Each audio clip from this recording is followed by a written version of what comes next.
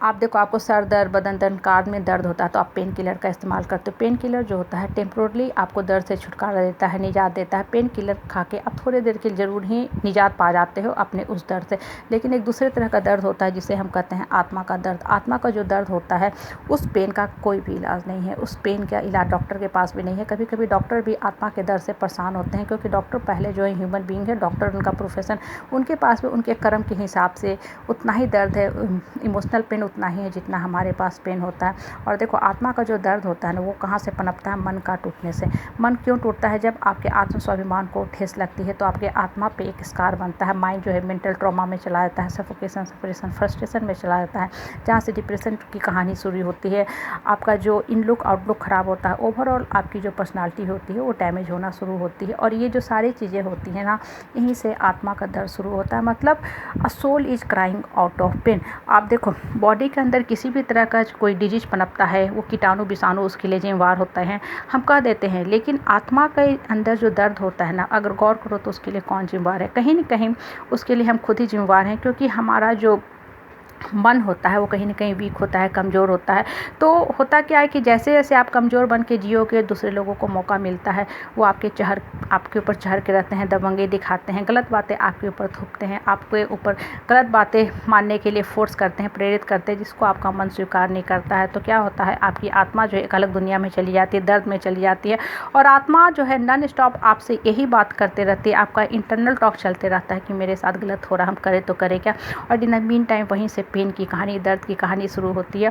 और अगर आपने इस पेन को हील नहीं किया तो ये जो पेन है आपकी ओवरऑल पर्सनालिटी को, आपकी फिटनेस को, फिजिकल मेंटल बीइंग को, सबको ख़राब करते जाती है। और कभी कभी ये पेन इस लाइफ टाइम के साथ साथ नेक्स्ट लाइफ टाइम में भी चली जाती है। इसलिए हमेशा अपने मन के अंदर जो दर्द है उसको भरना सीखो। और देखो, दवा खा के आप कुछ रिलीफ मिल सकता है, लेकिन वो जो बॉडी के लिए भी पेन किलर होता है ना, वो आपको परमानेंटली क्योर नहीं देता है। जब तक आपके मन के जो सारे दुख, दर्द, कष्ट, क्लेश, संताप, जख्म भरे नहीं हो, मन के अंदर का जो पेन है ना, उसको भरने के लिए सिर्फ और सिर्फ एक ही दवा है, वो है ऊपर वाले के पास। ऊपर वाले के पास ही परमानेंटली क्योर है, पेन किलर है, और वो है अपने आत्मा को मजबूत करना। देखो, जब आप खुले में बैठते हो, ओपन में बैठते हो, प्रकृति के नज़दीक बैठते हो, तो प्रकृति की सारी चीज़ें हैं ना, आपको अपने आप में संपूर्णता का एहसास कराती है, आपको पूर्ण बनाती है, परिपक्व बनाती है। आपके अंदर सिर्फ और सिर्फ पॉजिटिविटी की ही बातें भरती हैं। तो होता क्या है, जैसे जैसे आपके अंदर पॉजिटिव बातें भरते जाएंगी ना, आप अंदर से ही सशक्त हो जाओगे, स्ट्रांग हो जाओगे, मैच्योर हो जाओगे।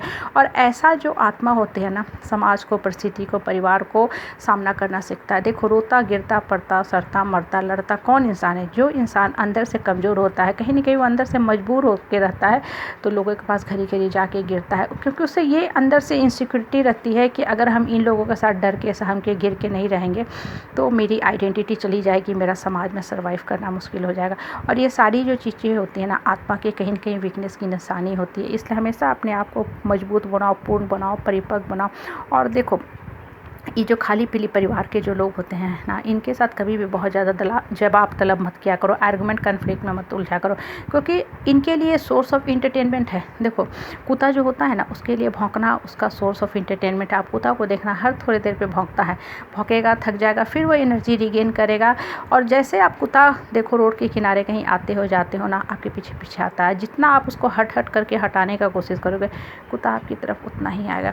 इसलिए आप दाएँ बाएँ होकर अपने रास्ता बदल लेते हो। समाज, परिवार, सब कुछ यही है, यही रहेगा। यहाँ 90% लोग होते हैं नकारात्मक विचार के होते हैं। इनका जो सोर्स ऑफ इंटरटेनमेंट होता है सिर्फ और सिर्फ खाली पीली बैठ के इधर उधर की बातें करना, कन्फ्लिक्ट और आर्गुमेंट में उलझे रहना, क्योंकि इनका ये सोर्स ऑफ इंटरटेनमेंट है। आपके लिए वो माइंड को डैमेज कर रहा है, लेकिन इनका वो सोर्स ऑफ इंटरटेनमेंट है। जैसे सिगरेट होता है, किसी के लिए कहीं ना कहीं वो इंटरटेनमेंट का साधन है, तभी वो नॉन स्टॉप बहुत लोग स्मोकिंग करते हैं, चेन स्मोकर होते हैं, लेकिन उसकी जो धुआं होती है दूसरे के माइंड को, बॉडी को डैमेज करने का काम करता है। तो हम क्या करते हैं, अगर कोई स्मोक भी कर रहा है तो उससे हट के दूर कहीं दूसरे जगह चले जाते हैं। इसी तरह लाइफ के साथ भी है। जिस समाज में, परिवार में, परिवेश में आप बैठते हो, बहुत तरह के लोग होते हैं और लोग रहेंगे ही रहेंगे। लोगों को आप कभी नहीं बदल सकते। इसलिए कहते हैं ना कि अपने आप को बदलो, आपको खुद में ही सब कुछ अच्छा लगने लगेगा। जो जैसा है उसको उसके हाल पे छोड़ दो, उसको सुधारने का कोशिश मत करो, नहीं तो वो तो नहीं सुधरेंगे, लेकिन आप जरूर ही खराब हो जाओगे। कहने का अभिप्राय होता है कि सिर्फ आपका फोकस अंदर की तरफ रखना। जितना ज़्यादा आप अंदर से स्ट्रांग होते जाओगे ना, आपको जीवन की कोई भी दुख दर्द परिस्थिति ना परेशान नहीं करेगी। आप फिर उसमें उलझे रहोगे, किस चीज़ में, उसका हल निकालने में, अपने को उठाने में। और जितना ज़्यादा आप उठते जाओगे, अंदर से प्रसन्नचित फील करते जाओगे।